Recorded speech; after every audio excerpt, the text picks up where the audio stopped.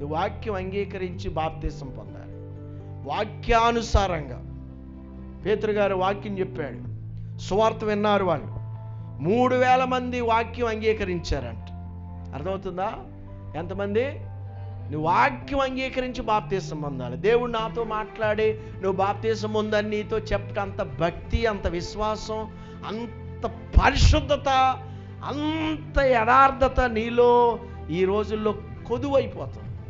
కొంతమంది దేవుడు నీతో మాట్లాడితేనే బాప్తీసం పొందు, నీవు దేవుడు నిన్ను దర్శనమిస్తేనే బాప్తీసం పొందు అంటారు.